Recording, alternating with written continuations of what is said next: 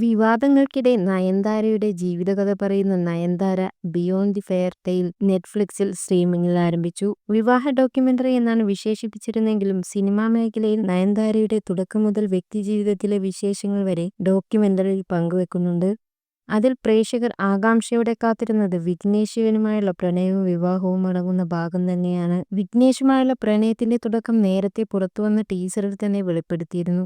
ഇരുവരുടെയും പ്രണയത്തിന്റെ മുഴുവൻ കഥ ഇപ്പോൾ പുറത്തുവന്ന ഡോക്യുമെന്ററിയിലുണ്ട്. 2015-ൽ ഞാനും റൗഡിതാൻ ചിത്രത്തിന്റെ ഷൂട്ടിങ്ങിനിടെ പ്രണയം മുട്ടിട്ട കഥ ടീസറിലൂടെ തന്നെയാണ് പ്രേക്ഷകർ അറിഞ്ഞത്. ഇതിന്റെ മുഴുവൻ ഭാഗം ഇപ്പോൾ പുറത്തുവന്ന ഡോക്യുമെന്ററിയിലുണ്ട്. താൻ എക്കാലത്തും തേടിക്കൊണ്ടിരുന്ന ആളാണ് വിഘ്നേഷ് എന്നാണ് നാൻസ് വിശേഷിപ്പിക്കുന്നത്. തന്റെ ഹൃദയവും ആത്മാവും തേടിക്കൊണ്ടിരുന്നത് അവനെപ്പോലെ ഒരാളെയായിരുന്നു. അവനെപ്പോലെ മറ്റൊരാൾക്കും ആവാൻ കഴിയില്ലെന്ന് ഈ വർഷങ്ങൾക്കിടെ താൻ മനസ്സിലാക്കിയെന്നും നയൻതാര ഡോക്യുമെന്ററിയിൽ പറയുന്നു. ഞാനും റൗഡിതാൻ സിനിമയിൽ നയൻതാരയുടെ ഇടപെടൽ തന്റെ ആത്മവിശ്വാസം എങ്ങനെ വർദ്ധിപ്പിച്ചെന്ന് വിഘ്നേഷ് ശിവൻ തന്നെ ഡോക്യുമെന്ററിയിൽ പറയുന്നുണ്ട്. ചിത്രത്തിന്റെ ഒരു ഭാഗം ചിത്രീകരിക്കുമ്പോൾ നയൻതാര ചെയ്തതിൽ നിന്ന് വ്യത്യസ്തമായ ആശയമായിരുന്നു വിഘ്നേഷിനുണ്ടായിരുന്നത്. എന്നാൽ അത് അവരോട് പറയാൻ മടിച്ചു. പക്ഷെ കട്ട് പറഞ്ഞു കഴിഞ്ഞ് വിഘ്നേഷിന്റെ മുഖഭാവത്തിൽ നിന്നും കാര്യം മനസ്സിലാക്കി നയൻതാര ഒരു ടേക്ക് കൂടെ എടുക്കാമെന്ന് പറഞ്ഞു. നിങ്ങൾ എന്താണ് ആഗ്രഹിക്കുന്നത് അതുപോലെ എടുക്കാമെന്ന് നയൻതാര പറഞ്ഞു. വേണ്ട, കുഴപ്പമില്ല, വിഘ്നേഷ് മറുപടി നൽകിയപ്പോൾ. നിങ്ങളാണ് ചിത്രത്തിന്റെ സംവിധായകൻ. നിങ്ങൾ പറയുന്നത് അഭിനയിക്കുക എന്നതാണ് എന്റെ ജോലി എന്ന് നയൻതാര അല്പം ശബ്ദം കൂട്ടി പറഞ്ഞു. നയൻതാരയുടെ ഈ ഇടപെടൽ സംവിധായകൻ എന്ന നിലയിൽ ചിത്രത്തിന്റെ നിയന്ത്രണം തന്റെ കയ്യിൽ തന്നെയാണ് തോന്നിക്കാൻ കാരണമായെന്ന് വിഘ്നേഷ് പറയുന്നു. സിനിമ ചെയ്യുമ്പോൾ അതിനു മുമ്പ് വരെ തനിക്കില്ലാതിരുന്ന ആത്മവിശ്വാസം ആ സംഭവത്തിന് ശേഷമുണ്ടായി. ചിത്രത്തിന്റെ ലാസ്റ്റ് ഷെഡ്യൂൾ വരെ തങ്ങളുടെ ബന്ധത്തെക്കുറിച്ചും ആർക്കും അറിയില്ലായിരുന്നെന്നും വിഘ്നേഷ് കൂട്ടിച്ചേർത്തു. വളരെ കാലം എന്നെ കാണാൻ പോലും വിക്കി മടിച്ചു. പലതവണ ഞാൻ കൊച്ചിയിലേക്കും മറ്റും വിളിച്ചു. പക്ഷെ 1 മാസത്തോളം അവൻ വന്നില്ല. എന്തിനാണ് എന്നെ അവോയ്ഡ് ചെയ്യുന്നതെന്ന് ഞാൻ ചോദിച്ചു.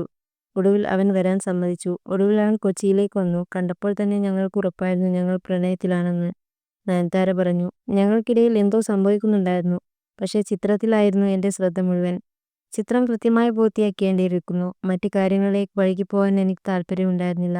എന്തെങ്കിലും തെറ്റ് സംഭവിച്ചാൽ അത് ചിത്രത്തെ ബാധിക്കും. ആ ഭയം എനിക്കുണ്ടായിരുന്നു, വിഘ്നേഷ് പറഞ്ഞു.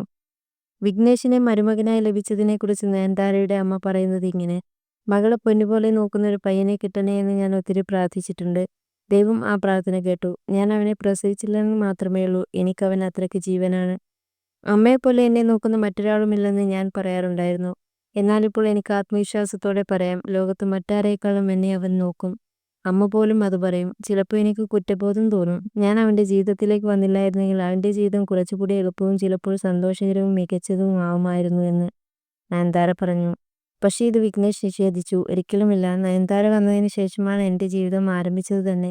ജീവിതത്തിൽ സംഭവിച്ചതെല്ലാം നല്ലതായിരുന്നു. ഇരുട്ട് മൂടിക്കിടന്ന ജീവിതത്തിൽ പെട്ടെന്ന് വന്നൊരു സൂര്യോദയം പോലെ എന്റെ ജീവിതത്തിലേക്ക് വന്ന എല്ലാം പ്രകാശമാനവും മനോഹരമാക്കി, വികാരഭരിതനായ വിഘ്നേഷ് പറഞ്ഞു. കൊച്ചിയിൽ നയൻതാരയെ കാണാൻ പോകുമ്പോൾ ബിരിയാണിയും ചിക്കൻ കറിയും കേക്കുമടക്കം ഭക്ഷണങ്ങൾ പാകം ചെയ്തു തരാറുണ്ടായിരുന്നുവെന്നും വിഘ്നേഷ് ഓർത്തെടുത്തു.